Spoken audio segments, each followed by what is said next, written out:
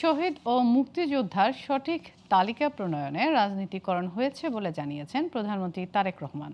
আর তাই মুক্তিযুদ্ধে প্রকৃত শহীদদের পূর্ণাঙ্গ তালিকা তৈরির কাজ শুরু করেছে সরকার। বিকেলে জাতীয় সংসদের প্রশ্নোত্তর পর্বে একথা জানান প্রধানমন্ত্রী তারেক রহমান। প্রধানমন্ত্রী বলেন, এরই মধ্যে মুক্তিযুদ্ধ বিষয়ক মন্ত্রণালয়ের বিভিন্ন উদ্যোগ নিয়েছে। এর ফলে নির্ভুল ও গ্রহণযোগ্য তালিকা করে তাদের প্রতি যথাযথ সম্মান প্রদর্শন করা যাবে। তিনি বলেন, মুক্তিযুদ্ধে অগণিত মানুষ গণহত্যার শিকার হয়েছেন। দুঃখজনক হলো সত্য, স্বাধীনতার পর যাদের দায়িত্ব ছিল মুক্তিযুদ্ধের শহীদদের একটি নিরপেক্ষ, সঠিক ও পূর্ণাঙ্গ তালিকা প্রণয়ন করা, তারা সে দায়িত্ব যথাযথভাবে পালন করেননি। বরং শহীদদের তালিকা তৈরির প্রক্রিয়ায় রাজনৈতিক প্রভাব যুক্ত করা হয়েছিল। তাদের দায়িত্ব ছিল দেশ স্বাধীনের পরে একটি সঠিক নিরপেক্ষ তালিকা তৈরি করা মুক্তিযোদ্ধাদের, তারা সেটি করেনি।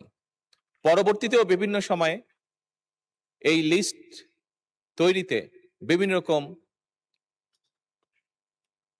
সমস্যা তৈরি হয়েছে।